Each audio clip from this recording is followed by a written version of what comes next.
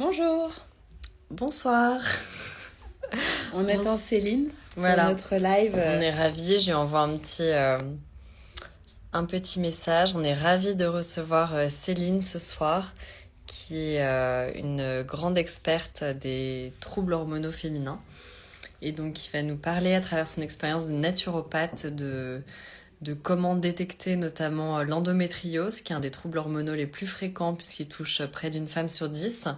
Ah bah oui. Voilà Céline qui arrive, donc c'est vite voilà, elle qui va nous parler de ce sujet, mais l'intérêt c'est effectivement de mieux comprendre ce qu'est l'endométriose et de mieux comprendre comment on peut y faire face avec des solutions naturelles.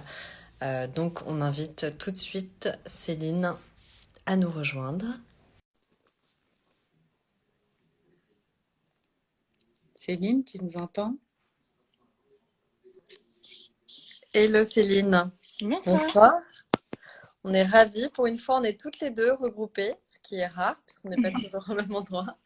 On est ravis de te retrouver ce soir. Merci d'avoir accepté l'invitation. Et écoute, on serait ravis que tu nous présentes. Donc, le thème de ce soir, c'est l'endométriose. J'ai déjà présenté à tout le monde.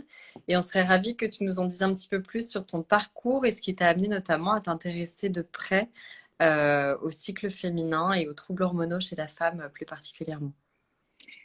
Oui, alors je suis ravie effectivement d'être là ce soir pour justement parler de l'endométriose puisque ça fait partie de ces, on va dire, pathologies féminines pour lesquelles beaucoup de femmes souffrent parce que le diagnostic prend en effet beaucoup de temps. 7 ans en moyenne, j'ai vu, c'est énorme. Ouais, c'est énorme. Et en effet, donc moi aujourd'hui, je suis praticienne naturopathe, consultante en nutrition, conseillère en aromathérapie en fleurs de bac. Et en effet, je suis spécialisée sur le bien-être féminin et l'approche naturopathique de certaines problématiques hormonales, et Mhm. notamment tout ce qui va toucher au cycle menstruel, le syndrome post-pilule, l'endométriose, le SOPK. Je viens d'ailleurs de sortir un programme d'accompagnement Oui, on a sur vu. ce C'est sujet. très intéressant. Et puis, donc, la ménopause, périménopause. Et ce qui m'a conduit à m'intéresser à ce sujet, on va dire, du féminin, c'est que moi-même, j'ai eu des problématiques à un moment donné et ça a été un peu compliqué. Et puis, surtout, dans mes accompagnements, j'attirais en fait ce genre de problématiques. C'est-à-dire que beaucoup de femmes qui venaient me consulter avaient ces problématiques et à un moment donné, j'avais plus que ça. Donc, Et alors, quoi en particulier? Parce que finalement, tu as parlé de beaucoup de périodes de tempête hormonale. Donc, il y a effectivement le syndrome des ovaires polykystiques que tu as évoqué, l'endométriose, la périménopause. Qu'est-ce qui revenait le plus fréquemment dans tous tes... en fait, c'est compliqué à dire. Par exemple, j'ai pas, en tout cas, je sais ce qui avait pas, enfin, ce qui revenait pas régulièrement. Par exemple, tout ce qui était grossesse, accompagnement, effectivement, de grossesse, etc. C'est pas forcément des demandes que j'ai pour le Ouais. coup. Après, c'est pas non plus forcément un sujet avec lequel je suis à l'aise. Donc, pour le coup, ça tombe plutôt bien. Mais en fait, j'ai envie de dire, c'est vraiment par vague. C'est-à-dire que, tu vois, il y a encore quelques mois, j'avais énormément de demandes pour l'accompagnement de l'endométriose. Mhm. En ce moment, je n'ai plus que du SOPK. Et puis, j'ai l'impression que c'est cyclique. Et je ne sais pas pourquoi. Alors, est-ce que D'ailleurs, c'est ça me parce... ramène à une grande question. Il y a beaucoup de filles qui se posent des questions. Est-ce qu'il y a un lien entre SOPK et endométriose? Est-ce qu'il peut y avoir un lien? Parce que c'est deux Alors, pathologies difficiles à déterminer, qui n'agissent pas sur les mêmes choses d'un point de vue métabolique, mais les femmes peuvent cumuler en fait endométriose et SOPK. Tu as déjà vu des liens, toi, entre les deux? Alors, moi, je pense que c'est, on va remonter aux causes et pour le coup, moi, je pense qu'il y a une cause. Alors, bon, il y a plein d'hypothèses hein, pour l'une comme pour l'autre pathologie. Mais moi, je pense que quelque chose qui revient beaucoup, c'est effectivement les perturbateurs endocriniens et sans doute le fait que ces femmes ont été touchées, donc soit dans leur vie fétale par la maman ou en fait, c'est ces fenêtres de vulnérabilité hein, dont on parle beaucoup et de plus en plus. En fait, ce sont des périodes de la vie où il y a en fait des développements au niveau organique qui s'opèrent et qui sont majeurs dans la vie. Et s'il y a un petit grain de sable qui vient se mettre à ce moment-là, eh bien effectivement, ça va créer des problématiques plus tard. Et je pense que, il y a forcément un lien, puisqu'aujourd'hui, on voit quand même qu'il y a une prévalence de ces deux pathologies chez les femmes en âge de procréer, et qu'on voit quand même explosé. Aujourd'hui, c'est quand même une femme sur 10, aussi bien pour le SOPK que l'endométriose. Donc, si on cumule les deux, on est quand même à 2 femmes sur 10. C'est Ouais, énorme. c'est C'est énorme. énorme. Mais tu vois, une des Alors, questions qui se pose toujours là-dessus, c'est que comme c'était pas forcément une pathologie à la base, en tant que ça pouvait passer de manière assez asymptomatique, est-ce que tu penses que c'est mieux détecté ou il y a quand même un boom in fine de ce type de pathologie? Est-ce que c'est lié à la parole qui se libère, au fait que c'est mieux détecté? Qu'est-ce que tu en penses? je pense que c'est un tout. En effet, par exemple, quand on regarde l'endométriose, quand on creuse au niveau des causes, on va souvent retrouver une hérédité. Oui, C'est-à-dire qu'on va retrouver dans la famille la grand-mère, la mère, une tante qui aura également eu toujours des problématiques de cycle. Donc, est-ce que c'est de l'endométriose ou pas? C'est aussi une question de génération. À l'époque, c'était quand même des sujets qui étaient relativement tabous, dont on ne parlait pas autant que maintenant. Donc je pense que effectivement il y a sans doute ça, c'est-à-dire que la parole se libère et qu'à l'époque c'était normal de souffrir pour une femme, voilà, pour son cycle, pour ses règles, etc. Aujourd'hui, on se rend compte que non, c'est pas normal et que en effet, il faut se poser des questions dès lors que les règles font souffrir, nous empêchent d'aller à l'école, d'aller travailler, de mener une vie normale ou par exemple aussi de traverser entre guillemets ses protections, ses vêtements. C'est pas non plus normal d'avoir des règles aussi abondantes. Donc, je pense qu'il y avait ce sujet qui était sans doute un peu tabou, dont on ne parlait pas. Donc, du coup, bah, forcément, il n'y avait pas de remontée. Aujourd'hui, c'est pareil, les techniques diagnostiques, même si elles sont loin d'être parfaites, puisque tu le disais tout à l'heure, et en effet, le diagnostic prend entre 5 à 7 ans pour le SOPK et l'endométriose, hein, c'est à peu près pareil. Tout simplement parce que comme c'est des, on va dire, notamment des syndromes, c'est-à-dire c'est un ensemble de différents symptômes, et bien si les professionnels de santé ne sont pas suffisamment bien formés, et bien ce qui va se passer, c'est que on va être baladé d'un médicament à un autre, et puis ça aussi, il y a beaucoup aujourd'hui d'associations comment dire, de patientes qui souffrent de ces pathologies, qui commencent un petit peu aussi à, comment dire, à former des professionnels de santé. Endo-France le fait. il est Enfin très bien voilà, ici. ouais.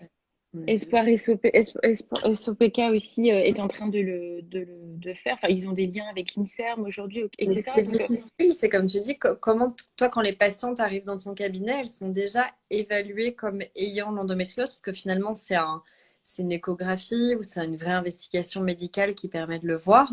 La douleur n'est pas du tout le seul déterminant, en fait. Il y a beaucoup de choses qui rentrent en compte. Donc, est-ce que toi, tu arrives maintenant à repérer à travers des symptômes ou des choses ce qu'est l'endométriose exactement, par exemple? alors, moi, j'ai plusieurs cas de figure. Alors déjà, ce qu'il faut bien noter, c'est qu'à titre de praticien naturopathe, nous, on ne pose pas de Oui, diagnostic. Hein, pardon. donc ça, c'est... Non, non, non, il n'y a pas de Excuse-moi, je me souci. trompe. C'est vrai. Non, non, Une non, non, évaluation. non, non, Non, non, mais personne n'est c'est... médecin, nous non plus, on n'est pas médecin là-dessus. C'est très important de le redire. Ouais, Mais donc, Effectivement, est-ce qu'elles viennent une fois qu'elles ont été diagnostiquées mm. ou sans comprendre les symptômes, elles cherchent des réponses? Il y a les deux. C'est-à-dire que moi, j'ai à la fois des femmes qui ont eu un diagnostic et qui souhaitent mettre en place une approche holistique parce qu'elles ont compris qu'une bonne hygiène de vie pouvait les aider à soulager certains symptômes, en tout cas à mieux vivre la pathologie. On va avoir aussi beaucoup pour la fertilité aussi, donc l'accompagnement, en tout cas, essayer de restaurer des cycles, en tout cas une ovulation, etc. Donc ça, aussi bien pour le SOPK que l'endométriose. Et puis des fois, j'ai aussi des jeunes filles qui viennent me consulter, donc poussées par la maman. Souvent, c'était, par exemple, j'ai eu un appel tout à l'heure, c'était aussi un peu ça. Et donc beaucoup de jeunes filles qui sont tordues de douleur, qui peuvent pas aller en cours, par exemple, qui ont des règles hyper hémorragiques, etc. Et puis elles s'entendent dire par le médecin de famille ou le gynécologue qu'elles sont un peu douillettes, que ça passera, que c'est normal, etc. Et donc là, moi, dans ma tête, je me dis, bon, alors on coche cette case-là, cette case-là. Donc, je ne fais pas de diagnostic, mais je dis aux personnes, voilà, allez voir un autre gynécologue, essayez d'avoir un deuxième avis. Parce que, bon, voilà, il y a juste qu'à, je veux dire, regarder sur Internet ou lire un livre pour se rendre compte que cette personne a coché des T'interromps deux cases. secondes, Céline, il y a un commentaire, c'était ma maman qui disait C'est ça. Charlotte, voilà. va dire, voilà, c'est ça. Voilà, donc ça, c'est effectivement un exemple. Et effectivement, comme je disais, ce n'est pas normal de souffrir pour son cycle. De même que la façon dont se déroulent les règles, c'est un moyen de nous dire un petit peu ce qui se passe à l'intérieur. C'est un peu comme un check-up mensuel, hein, il faut le voir comme ça. Si un cycle normal se passe normalement sans douleur, et voilà, on peut avoir des petites sautes d'humeur, un léger SPM, mais voilà, sur une échelle, effectivement, de 1 à 10, voilà, on va être à 2, 3. Mais voilà, quand on commence à avoir des douleurs très, très exacerbées, ce n'est pas normal. Et ça, c'est hyper important de le dire. Il y a des gens qui rebondissent là-dessus parce que c'est vrai que je pense qu'on l'a toutes fait quand les cycles se mettent en place. Tu parlais de l'adolescence, c'est souvent un moment où on peut avoir ce genre de problème. Et il y a vraiment un imaginaire collectif très fort sur le fait que c'est normal. Et je pense que c'est très important de redire qu'il faut toujours investiguer parce que notamment dans le cadre de l'endométriose, plus le diagnostic arrive tard, plus il peut y avoir des lésions assez sévères. Enfin, tu vas nous expliquer un petit peu comment tout ça fonctionne, mais c'est hyper important pour notre santé, notre fertilité, de faire attention à ces signaux. Tout à fait. Ouais, c'est tout à fait ça. Mais donc justement, toi, tu as des gens donc qui arrivent donc pour des problèmes souvent de fertilité, donc qui arrivent un petit peu tard, qui viennent te voir quand ils souffrent d'endométriose ou des personnes plus jeunes qui l'ont repéré plus tôt. En fait, j'ai un peu tous les cas pour le coup. Enfin, c'est-à-dire, si tu veux, j'ai pas de T'as stade pas en de profil soi. type. Non, non. C'est-à-dire, non, il n'y a pas de profil type.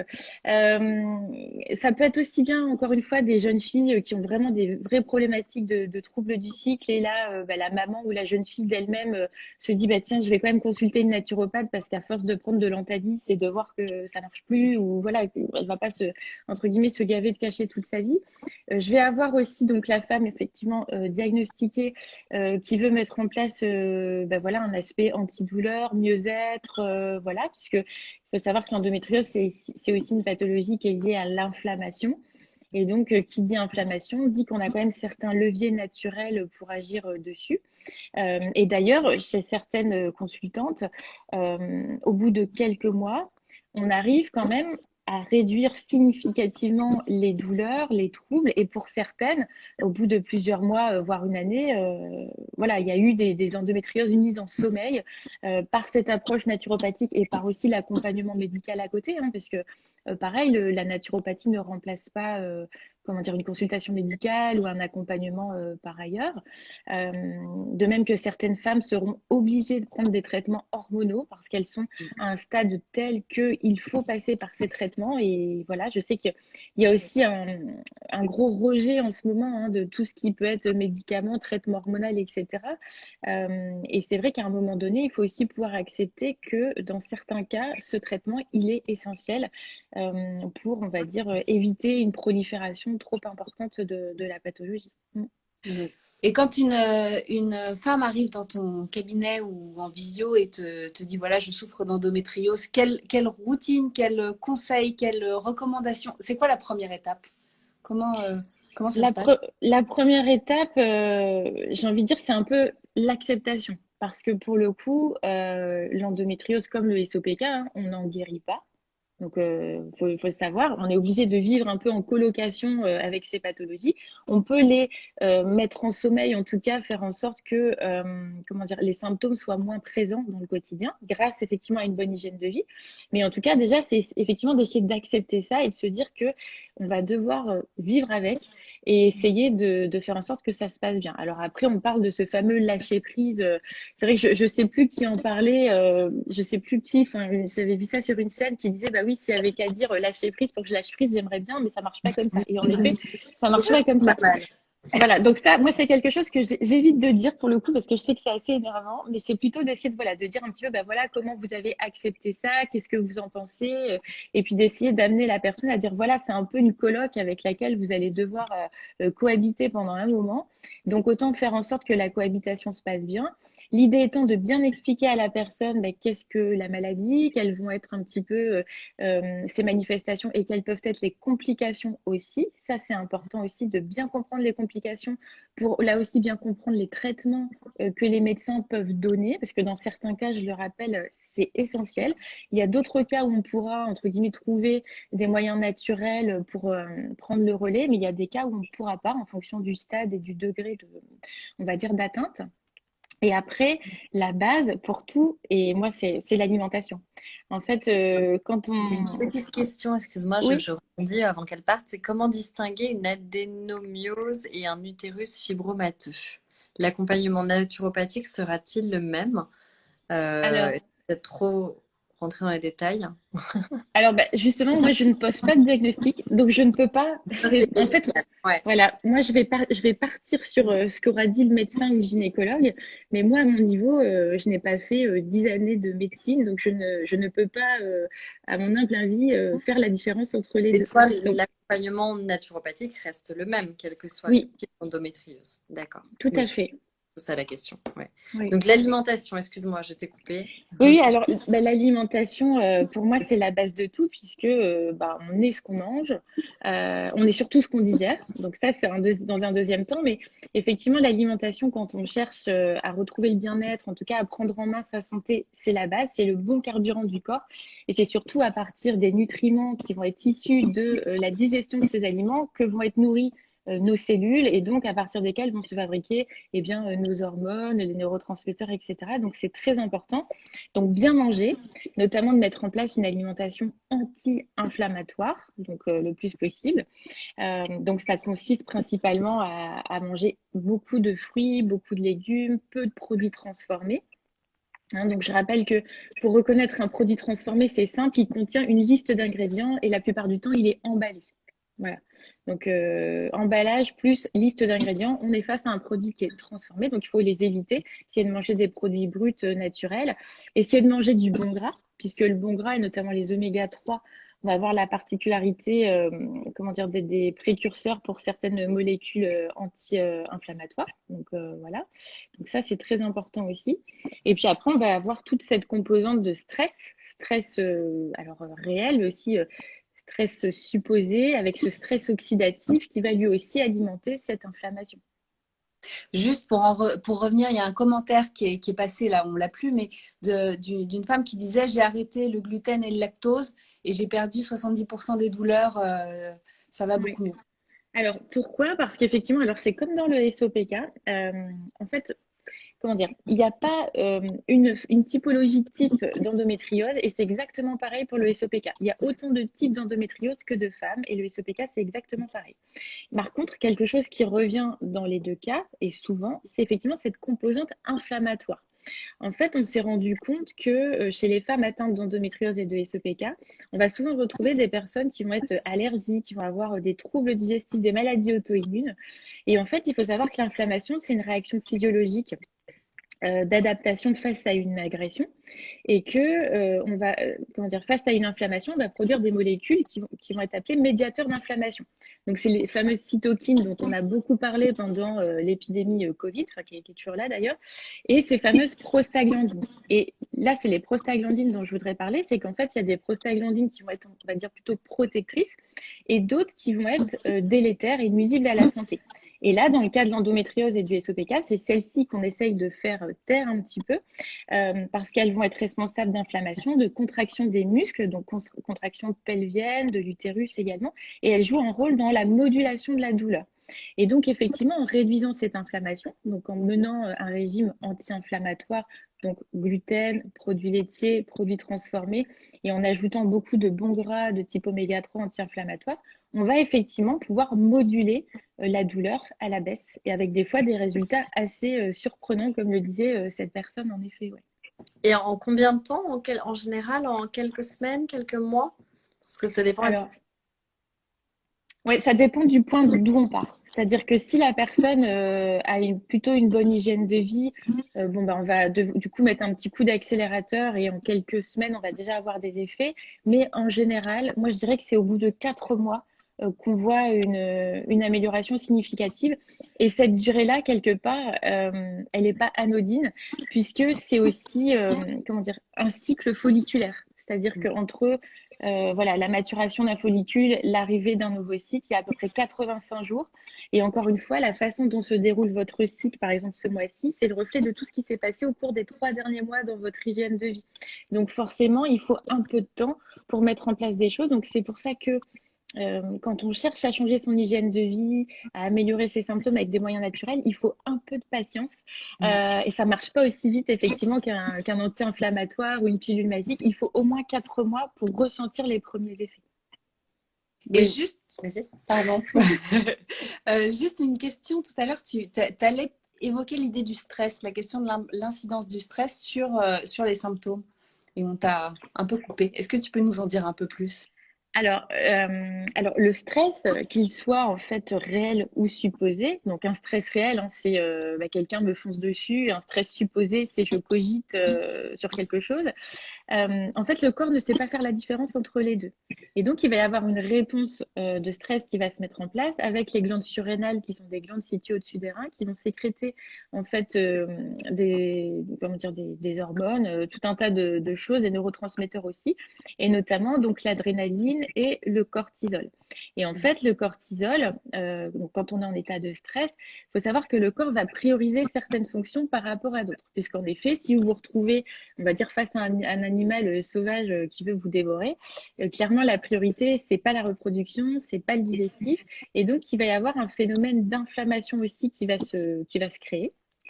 Et donc, c'est ça qui va venir aussi, donc, comment dire, entre les prostaglandines favorables et celles qui sont nuisibles, qui va venir court-circuiter les autres et qui va, du coup, enflammer le corps, en fait, hein, clairement. C'est aussi toute l'idée du stress chronique, c'est-à-dire qu'un stress ponctuel, à la rigueur, ça passe, mais voilà, c'est le stress chronique. Et Dieu sait que quand, effectivement, on est atteinte d'endométriose ou de SOPK, on est hyper stressé parce qu'on sait quel est le retentissement sur son quotidien, sur son travail, sur sa vie de couple. Ça engendre énormément de fatigue aussi. Et puis, il y a cette épée de Damoclès sur la fertilité aussi pour les jeunes femmes qui souhaiteraient devenir maman. Donc, forcément, non, ça crée énormément de problématiques, le stress. Et ça vient surtout aussi perturber l'équilibre hormonal. Et on sait que eh bien, dans l'endométriose, l'endométriose est une pathologie liée à une hyperœstrogénie, c'est-à-dire qu'il y a trop d'œstrogène en présence en rapport à la progestérone. Et c'est ça aussi qui crée eh bien, le saignement de tous ces tissus qui ont migré en dehors de l'utérus et qui vont créer aussi ces adhérences, toutes les douleurs qu'on va pouvoir avoir. C'est très important que tu parles de ça parce qu'effectivement, la dominance oestrogénique ou l'hyperœstrogénie, c'est un sujet qui est très peu connu, en fait, peu abordé. On a abordé très rapidement en parlant de l'inflammation, des perturbateurs endocriniens, mais il semblerait quand même, enfin nous on a eu beaucoup d'experts au téléphone, d'endocrinos, gynéco et autres, et en fait ceux qui reconnaissent ça disent que ça prend des proportions assez énormes. Et qu'effectivement, la combinaison de ce que tu disais, c'est-à-dire alimentation inflammatoire avec le développement de l'alimentation transformée, donc qui engendre des pathologies, que ce soit par pro-inflammation ou par baisse de la qualité des nutriments absorbés, qui va jouer aussi un phénomène inflammatoire, les perturbateurs endocriniens, donc tout ce dont on parlait qui nous entoure et malheureusement qu'on respire, dont on a du mal à se protéger, même s'il y a quelques grandes règles, et le stress chronique. Tous les trois, en fait, se conjuguent pour entraîner une hyperœstrogénie. Puisque même, le cortisol. Et résultat, en fait, il y a beaucoup de... Les oestrogènes, c'est formidable quand ça tourne bien et qu'il y a un bon équilibre avec la progestérone. Quand ça commence à se dérégler, ce sont des accélérateurs. Et donc, est-ce que tu as des choses que tu recommandes, justement, quand c'est lié à l'hyperœstrogénie, pour essayer de mieux en fait dégrader, évacuer, détoxifier, je ne sais pas quels sont tes mots, les œstrogènes en fait, pour aider l'organisme à mieux fonctionner? Alors en fait, il y a plusieurs choses. Donc déjà, il faut éviter effectivement toutes les sources un peu de phytoœstrogènes au niveau alimentaire. Alors, il y a un gros débat sur le soja. Ouais. Alors, moi, de tout ce que j'ai lu et de toutes les études que j'ai pu lire, aujourd'hui, vous trouverez autant d'études en faveur du soja que en défaveur du soja. Après, ce qui est important, c'est de se rappeler un peu dans quel contexte on s'était intéressé au soja.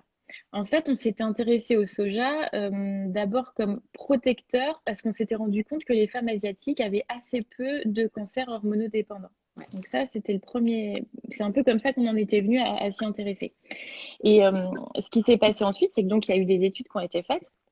Et en fait, il s'avérerait, donc à aujourd'hui, puisque la nutrition, c'est aussi une science qui évolue tout le temps. Donc à aujourd'hui, ce qu'on peut en dire, c'est que on s'est rendu compte que là-bas, déjà, le soja était consommé de façon fermentée, alors que chez nous, il est consommé de manière ultra transformée, hein, c'est-à-dire les steaks de soja, le lait de soja, les yaourts de soja.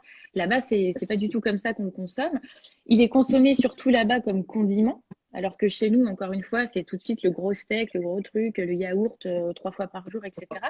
Et puis surtout, les femmes asiatiques auraient au niveau de leur flore intestinale on va dire un microbiote spécifique qui permettrait de bien dégrader et métaboliser le soja. Ce qui n'est pas notre cas. Et effectivement, moi j'ai vu qu'en Occident, il y avait à peine 30% des femmes qui avaient le microbiote qui leur permet d'avoir une action positive en fait des phytoestrogènes sur les récepteurs. Tout à fait. Là.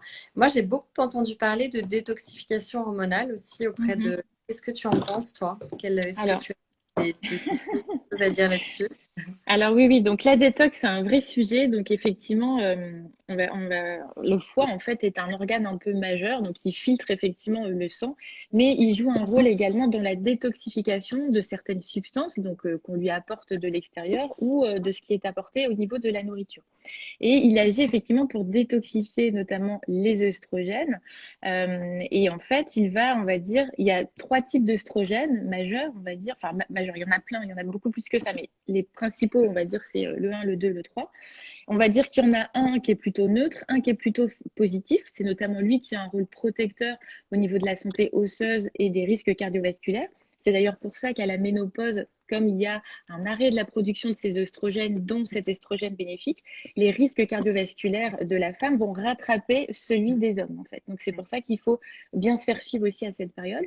Donc, il y a cet estrogène, on va dire, bénéfique, il y a celui qui est neutre, et il y en a un qui est plutôt toxique, délétère, et c'est celui-ci qui va engendrer certains cancers hormonodépendants. Et donc, au niveau du foie, il y a différentes voies de détoxification. Et donc, il y a des femmes qui vont avoir une prédisposition, à mal détoxifier les œstrogènes et du coup, à encourager, on va dire, la remétabolisation d'un estrogène celui qui est potentiellement délétère. Et donc, du coup, le fait de faire une détox, c'est en effet de permettre au foie de bien faire son travail. Parce qu'aujourd'hui, c'est vrai qu'on mange très gras, très sucré, très transformé. Donc, tout ça vient surcharger le travail du foie. Et si le foie fonctionne mal, eh bien, effectivement, on va avoir une mauvaise dégradation des œstrogènes qui peut contribuer à une hyperœstrogénie relative aussi. Et ça, la détox, alors déjà, pour moi, c'est quelque chose qu'on ne fait qu'au printemps ou à l'automne, en suivant un protocole bien précis parce qu'il y a 3 phases de détoxification et il faut absolument bien les faire. Et le choix des plantes, on va le faire aussi en fonction de la capacité de la personne, on va dire, à détoxifier. Donc, c'est assez complexe de l'expliquer comme ça, mais voilà. Et puis, chose très importante aussi, on ne fait pas de détox sur un intestin ou un microbiote non opérant, en tout cas qui ne fonctionne pas bien, tout simplement parce qu'au niveau du microbiote intestinal, on a un microbiote spécifique qui s'appelle l'estrobolome et qui a cette capacité de réabsorber en fait les métabolites et notamment les métabolites toxiques. Et donc du coup, c'est un cercle vicieux qui se met en place si on fait une détox sur un intestin qui n'est pas en état. De toute façon, il ne faut jamais, effectivement, comme tu dis, faire de détox quand on est faible, malade, quand on a des problèmes digestifs. C'est vraiment pas le moment de faire une vraie détoxification, quoi. Et pas en hiver non plus. Alors, pourquoi pas en hiver? Ça m'intéresse. Non, je dis ça. Je dis ça parce que c'est une vidéo qui a fait le buzz parce que j'étais un peu à contre-courant de tout le monde et du coup, je me suis dit, je vais me faire pourrir. Et au final, non, il y a même une journaliste qui a fait un article. Enfin, j'étais un petit peu surprise, mais bon. En fait, effectivement, alors, il y a plusieurs façons d'envisager la détox. Alors, la détox, c'est surtout un argument commercial aujourd'hui, malheureusement. Avant fête, après fête. À toutes les sauces, ouais, on est d'accord. C'est ça. Et j'étais certaine que j'allais voir poindre, entre guillemets, tous ces articles, etc. Mais je pensais les voir plutôt avant les fêtes qu'après les fêtes. Mais bon, c'est pas grave. Et en fait, voilà, il y a plusieurs façons de voir la détox. Alors là, je pense que toutes les personnes qui avaient parlé de cette détox, c'était plutôt dans une optique un peu minceur. Enfin, en tout cas, c'est ce que j'ai pu comprendre après coup. Parce qu'effectivement, donc pour faire une détox, ça se fait effectivement en lien avec les saisons. Pourquoi? Parce que comment dire, nous habitons cette planète au même titre que les plantes et les animaux qui y vivent, et donc nous subissons aussi les rythmes de la nature. Alors c'est des choses qu'on a un peu oubliées parce qu'aujourd'hui on vit dans un monde civilisé, à l'abri de nos petites maisons et on vit plus à l'extérieur. Mais il faut savoir que si vous êtes bien à l'écoute de vos ressentis, à partir de l'automne, vous ressentez un petit peu une fatigue qui se met en place. On commence à perdre ses cheveux aussi en automne, hein, comme les arbres perdent les feuilles de leurs arbres. Et puis en hiver, eh ben, si on observe la nature, on voit que bon, les arbres sont un petit peu morts, les animaux hibernent pour la plupart et il ne se passe pas grand-chose. Et si on s'écoute, on se rend compte que nous aussi, on a beaucoup moins d'énergie, on a moins envie de sortir, on est plutôt tourné vers l'intérieur. Et donc, c'est pas du tout le moment de faire une détox, tout simplement parce que l'organisme est assez fragile. On a plutôt besoin de se reminéraliser à ce moment de l'année en mangeant des légumes racines, voilà, riches en minéraux, plutôt que de faire une détox, puisque quand on fait une détox, on se déminéralise aussi un petit peu, il faut le savoir. Voilà, donc c'est pour ça que, et en lien aussi avec la médecine traditionnelle chinoise, le printemps est la saison du foie et donc l'énergie du foie, elle est là au printemps pour aussi contribuer à faire la détox. Donc c'est toujours ce que je rappelle, c'est-à-dire que la naturopathie, c'est pas juste prendre des compléments alimentaires, etc. C'est bien plus que ça, c'est un vrai état d'esprit et une hygiène de vie au quotidien et il faut essayer de vivre un peu en accord avec ses saisons et d'être à l'écoute de ses ressentis au quotidien. Ouais, c'est intéressant. Et dis-moi, est-ce que, parce que donc on a parlé très rapidement, dans le cas d'endométriose, il y a des femmes qui ont des douleurs tellement insupportables ou c'est compliqué, qui sont mises sous pilule pour justement bloquer l'ovulation et que ça empêche donc une partie. N'hésitez pas à poser des questions, c'est des questions sur le phénomène de l'endométriose, mais en gros pour bloquer les douleurs et le développement de l'endomètre sur des cellules pas concernées. Est-ce qu'on arrive à suivre et à accompagner ces femmes sous pilule aussi de la même manière? Est-ce que tu traites souvent les femmes au moment où elles arrêtent la pilule? Comment ça se passe dans ces moments-là? C'est une des premières questions que tu poses, j'imagine. Oui, tout à fait. Oui, oui, bah, c'est déjà effectivement, est-ce qu'il y a ou non traitement hormonal, puisqu'encore une fois, au niveau de la naturopathie, on peut avoir quand même des plantes ou des compléments alimentaires qui peuvent être contre-indiqués en cas de traitement hormonal. Donc ça, effectivement, c'est une question qu'on pose. Mais on peut accompagner dans les deux cas une femme qui est sous traitement hormonal ou qui ne l'est pas. Et par contre, sur la pilule, donc en effet, on va pouvoir réduire avec la pilule contraceptive donc certains symptômes, notamment effectivement la douleur. Par contre, attention, la prise de la pilule, comment dire, n'empêche pas la prolifération hein, de l'endométriose. Et c'est même compliqué parce que certaines femmes qui arrêtent la pilule vont découvrir leur endométriose, tout simplement parce que sous pilule, elles n'avaient pas de douleur. Et donc, l'endométriose a pu proliférer en silence. Ouais. Donc ça aussi, c'est quelque chose, il y a beaucoup de femmes qui, de même que le SOPK d'ailleurs, comme effectivement sous pilule, les ovaires ne travaillent pas, on ne se rend pas compte de la réalité du cycle. Et donc, il y a beaucoup de femmes qui se découvrent aussi atteintes d'endométriose ou de SOPK. Mais ça ne bloque pas les lésions, parce qu'en fait, ça ne bloque pas la prolifération du tissu, ou ça bloque en partie quand même? Un peu, mais ça n'empêche pas. En fait, ça progresse quand même. Ça progresse moins vite parce qu'il n'y a pas effectivement, comment dire, les œstrogènes naturels qui sont produits et du coup, comme le tissu répond, donc voilà. Mais par contre, ça prolifère quand même. Et on a entendu beaucoup. Alors oui, bien sûr, le replay sera disponible. Ne vous inquiétez pas. On a voulu nous mettre sous pilule après une opération, mais je ne voulais pas car il y avait volonté de grossesse. Oui, ça c'est vrai que c'est toujours un petit peu la voix. Nous, on l'a beaucoup entendu, donc je ne sais pas pour toi de ton côté. Mais effectivement, des femmes qui ont été mises sous pilule pendant des années, qui souffraient de SOPK ou d'endométriose qui étaient masquées, qui se sont retrouvées avec des problèmes de fertilité, qui se sont retrouvées parfois avec un effet rebond assez sévère au niveau des douleurs. Dans ces cas-là, que conseilles-tu? Donc évidemment l'alimentation, l'accompagnement de naturopathie, de toute façon pour toutes ces femmes qui n'ont pas d'autre choix que d'arrêter la pilule parce qu'il y a un désir de grossesse. Eh bien, en fait, donc l'alimentation, bien sûr. On va pouvoir aussi, alors la bouillotte, hein, je pense que toutes les femmes qui ont de l'endométriose savent que la bouillotte, c'est un peu leur meilleure amie pour le coup, parce que effectivement, la chaleur va avoir un effet en fait. C'est très efficace. Ouais, antidouleur. On va avoir aussi l'aromathérapie. Donc, quand on peut l'utiliser, hein, puisqu'encore une fois, il peut y avoir des contre-indications, donc après les avoir vérifiées, on va pouvoir utiliser, par exemple, des huiles essentielles antalgiques, hein, donc qui vont agir sur la douleur, qui vont être antispasmodiques et calmantes. Donc là, on peut proposer effectivement des synergies en fonction des problématiques de la personne. Donc ça peut être aussi utile, effectivement, par exemple, de les appliquer en cas de crise 1 à 2 fois par jour avec la petite bouillotte pour potentialiser l'effet.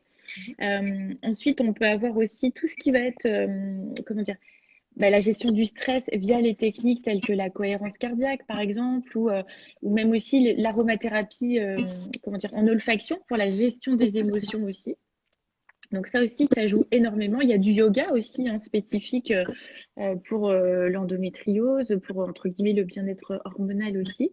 Donc là, il faut se renseigner. Effectivement, j'ai entendu qu'il peut y avoir beaucoup de choses, que parfois les organes peuvent se coller dans un cas d'endométriose. Il y a aussi des choses mécaniques en fait avec des tissus qui tirent. Donc il paraît qu'effectivement, il y a des exercices de yoga et comme tu dis, qui peuvent aider un petit peu à soulager ça également. Est-ce qu'on a une question qui vient d'arriver sur des astuces pour réduire des règles hémorragiques dans le cadre d'endométriose? Alors, il peut y avoir certaines plantes qui peuvent agir notamment là-dessus. Je pense à la Bursa Pasteur, par exemple, ou la Chilée. Pareil, il faut bien vérifier les contre-indications. Il y en a quelques-unes, en effet. Et l'ostéopathie, j'allais y venir aussi, effectivement, l'ostéopathie. Parce que, en fait, ce qui se passe, c'est que ce tissu qui ressemble à de l'endomètre, mais qui n'en est pas, hein, parce qu'en France, on a encore une définition un peu en retard sur ce qui se passe aux États-Unis. Mais donc, c'est un tissu qui ressemble à de l'endomètre, mais qui n'en est pas, qui va migrer hors de la cavité utérine pour aller coloniser principalement les ovaires, les trompes, mais qui peut aussi se retrouver sur le système digestif et qui peut remonter jusque dans les poumons. Et donc, ce tissu, il va répondre effectivement aux hormones et il va saigner tous les mois au moment des menstruations. Le problème, c'est que ce sang, il ne peut pas s'écouler. Donc, il va coaguler, il va sécher, il va y avoir un tissu cicatriciel qui va se créer et c'est ça et qui va durcir et c'est ça qui va créer les adhérences entre les organes. Et effectivement, une ostéopathie bien menée, spécialisée avec quelqu'un qui est bien formé, ça va permettre de redonner un petit peu de fluidité aux organes et de pouvoir décoller tout ça. Et en fonction du degré d'atteinte, évidemment, il faudra se faire opérer principalement sous célioscopie pour essayer de retirer ces adhérences qui vont être très douloureuses et à l'origine de douleurs neuropathiques aussi importantes. Et de gènes de fertilité aussi, d'ailleurs. C'est-à-dire qu'il y a quand même je ne sais pas, tu sais à peu près quelle proportion des femmes peut se faire opérer? Parce que ça, c'est pas forcément clair, non? C'est pas vraiment des types, il n'y a pas de... Il y a des endométrioses opérables et il y en a d'autres qui ne le sont pas. Et donc, quand elles ne le sont pas, en fait, il faut que ce soit un accompagnement absolument long terme. Comme tu l'as dit, sur l'alimentation anti-inflammatoire, se faire aider par du yoga, de l'ostéopathie, de la relaxation qui rentre beaucoup dedans. Et puis, je pense qu'il y a quelque chose d'important, c'est que, comme tu disais, apprendre à mieux comprendre le fonctionnement de son corps en rentrant justement avec... moi, c'est ça que j'adore dans la naturopathie, c'est que c'est un accompagnement très global, parce qu'on n'a pas le temps parfois de faire la médecine classique quand on enchaîne des diagnostics de 1/4 d'heure. Ça veut dire que j'imagine que toi, quand tu as un client en face de toi, tu vas investiguer... vraiment un petit peu l'hygiène de vie, le type d'exercice, le mode de vie en fait général. Oui, le premier rendez-vous, il dure 1h30. Ouais. Et en amont du rendez-vous, la personne va répondre à 4 questionnaires et ça lui prend à peu près 1 heure. Donc en gros, il y a déjà... c'est... Que tu envoies avant le rendez-vous? Avant le rendez-vous. Tu as lu quand ils arrivent. Ah oui, d'accord. Non, en fait, je ne lis pas. C'est-à-dire que j'ai un résultat. En fait, c'est des outils que j'utilise, notamment tout ce qui est lié à la physionutrition principalement. Et donc, les personnes font les questionnaires avant. Je reçois les résultats, mais je ne les regarde pas pour ne pas m'influencer pendant l'entretien. Parce que je me suis rendu compte, à un moment donné, je le faisais au début, et je me suis rendu compte que ça m'influençait trop. Donc maintenant, je ne regarde plus les résultats. Je les enregistre uniquement. On fait l'entretien avec la personne. Donc, j'ai tout un questionnaire, effectivement, d'hygiène vitale. Et à la fin, je viens regarder les résultats que j'envoie à la personne et je viens croiser le cadre de mon entretien avec ces résultats. Et en général, c'est un outil supplémentaire qui me permet de ne rien oublier déjà. Et puis surtout, de bien vérifier qu'on a fait le tour de la question. Et c'est une restitution qui est très visuelle. Pour les personnes qui seraient déjà venues me voir en consultation, ils savent que c'est des graphiques, des choses très parlantes avec de la couleur. Donc, du coup, on voit tout de suite les points forts, les points faibles, les terrains perturbés. Donc, Donc, Donc une voilà. heure et demie au départ. Et après, en général, c'est sur un accompagnement de combien de séances? Alors, les suivis, ça dure donc 45 minutes et c'est à la D'accord. demande de la personne. En fait, moi, je ne cherche pas à programmer les rendez-vous. D'accord. Tout simplement parce que j'ai remarqué que quand la personne prend le rendez-vous d'elle-même, elle est sans doute plus motivée que si c'est moi qui lui impose. Donc, moi, je fais le rendez-vous, je donne un horizon en disant, bah, écoutez, ce serait bien qu'on se revoie peut-être dans 1 mois et demi, dans 2 mois, le temps que vous mettiez tout ça en place. Mhm. Et donc, j'ai dit, voilà, vous faites comme vous voulez, si vous avez envie de revenir ou pas, c'est vous qui voyez. Et bon, en général, les gens reviennent, donc je suis plutôt contente.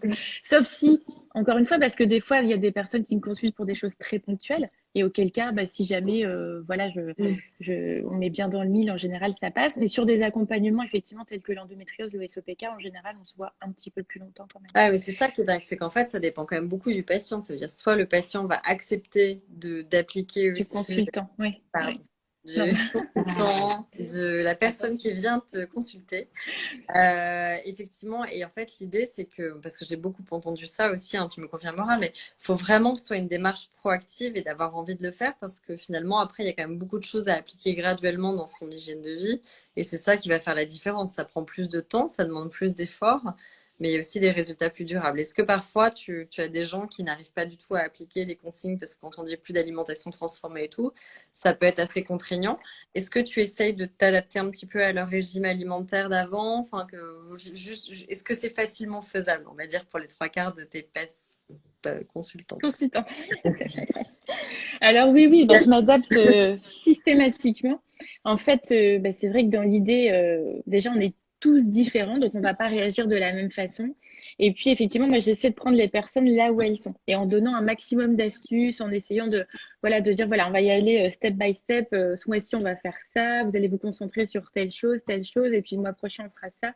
Et petit à petit. Et surtout, moi, je leur demande aussi beaucoup d'être à l'écoute de leurs ressentis. C'est-à-dire que, parce que comme je dis toujours, il y a la théorie, c'est ce que je sais, ce que j'ai appris, et il y a la pratique, c'est quand vous allez mettre en place. Et comme je disais, il y a la bio-individualité, c'est le concept qui dit que un aliment qui est bon pour moi sera un véritable poison pour toi et vice-versa, parce que on n'a pas le même métabolisme, le même mode de vie, le même stress, le même microbiote. Donc souvent, moi je dis, voilà, on va commencer à faire les changements. Par contre, notez sur un petit carnet à côté comment vous sentez après tel repas. Est-ce que vous avez encore des ballonnements? Est-ce que si, est-ce que ça? Pour qu'on essaie de voir un petit peu aussi bah, voilà, ce qui marche chez la personne, puisqu'encore une fois, il y a la théorie et la pratique. Et je pense que c'est la naturopathie, c'est aussi un métier où il faut être très humble, dans le sens où on ne sait pas tout, on n'est pas médecin, on n'est pas chercheur non plus, on s'appuie sur des écrits, sur des choses, et encore une fois, il y a ce qu'on apprend et ce qui se passe dans la réalité. Et voilà, et le corps, c'est une machine magnifique, mais qui est aussi très complexe, qui réserve beaucoup de surprises. Et donc, il faut pouvoir toujours faire ce retour entre, voilà, vous mettez en place, qu'est-ce qui s'est passé? Est-ce qu'il y a eu du mieux? Au contraire, et du coup, on adapte sans arrêt, quoi. C'est ça le truc, ouais. Mais tu dis qu'en général, voilà, en 3 à 4 mois et en 3 séances, on arrive vraiment à trouver sa voie et ce qui nous convient, ce qui nous Ah, convient pas. tout à fait. Tout à fait. Et après, pour les personnes qui trouveraient que c'est un petit peu long, alors ça aussi, je l'explique souvent dès le départ dans mon entretien, c'est que je rappelle la naturopathie, ce que c'est. Et je leur explique souvent que moi, je propose pas de pilule magique, de remède miracle, de quick fix. D'ailleurs, j'en parle beaucoup dans le programme SOPK que j'ai créé en disant bien, voilà, moi, je ne guéris pas, je ne traite pas. Ce que je vous propose, c'est en gros de vous prendre par la main et de vous expliquer un petit peu tout ce que vous pouvez mettre en place au niveau de l'hygiène de vie. Sachant que des fois, il faut se dire, est-ce qu'il vaut mieux passer 6 mois à faire des changements petit à petit et que ça apporte ses fruits à long terme, ou est-ce qu'on préfère souffrir toute sa vie? En gros, c'est le gros dilemme, c'est-à-dire parce que c'est pareil, les prises de médicaments, il y a quand même des contre-indications à long terme. On le sait que ça crée des effets iatrogènes, des effets secondaires. Donc, si c'est utile sur le moment, c'est très bien. Mais si à un moment donné, il y a un déséquilibre que l'on pourrait, a priori, comment dire, atténuer par des moyens naturels, ça peut peut-être valoir le coup d'essayer. Non, mais on en revient exactement à ce que tu disais. Je pense que c'est intéressant. Ce sera peut-être d'ailleurs le mot de la fin. On va voir selon les questions. Mais effectivement, la grosse différence entre une démarche allopathique et des démarches alternatives, donc qui ne sont pas médicales comme la naturopathie, même l'ostéopathie dont tu as parlé, c'est qu'effectivement, ça demande à la personne d'avoir la volonté de mieux comprendre comment elle fonctionne en spécifique, parce que ça n'existe dans aucun manuel. Comme tu dis, tout le monde est biochimiquement différent. Donc ça demande une implication qui n'est pas la même, et ça demande une implication aussi du praticien qui n'est pas la même, puisqu'il y a beaucoup plus de temps aussi pour suivre et évaluer un petit peu notre contexte de vie qui est unique à chacun de nous. Mais après, effectivement, au lieu de masquer, et on s'est vraiment beaucoup habitué dans nos sociétés occidentales, hein, particulièrement à venir chez le médecin et avoir le lendemain sa pilule, quitte à masquer des choses, parce qu'il faut un besoin de solution très très rapide. La solution est complètement différente, mais nous, on pense que ça vaut le coup et que ça donne des changements aussi bien au niveau des douleurs, mais aussi de l'humeur, de beaucoup de choses en fait, qui sont assez flagrantes quand on commence à reprendre en main ces cycles. Donc, bravo pour tout ce que tu fais, Céline, en tout cas pour les femmes autour du SOPK et autres. On sera très contente, nous, de communiquer sur ta méthode un petit peu SOPK et d'en savoir plus parce que, voilà, on a l'impression que tu as fait le tour de la question de manière très détaillée. Et voilà, c'est intéressant. Il y a beaucoup de gens qui hésitent à aller vers la naturopathie, qui se posent beaucoup de questions du type quel type d'accompagnement je vais avoir, comment ça va se passer. Donc, je pense que c'est très intéressant aussi qu'il y ait des gens comme toi qui sortent des méthodes et qui commencent à en parler de manière beaucoup plus concrète. Je ne sais pas si tu as un dernier conseil pour les personnes voilà, souffrant de SOPK, endométriose, pour les personnes qui nous suivent, s'il y a des thèmes que vous souhaitez voir abordés, parce que vous avez une spécialiste en face de vous. Alors, j'ai vu un petit commentaire passer de Caro, Caroline Gaillet.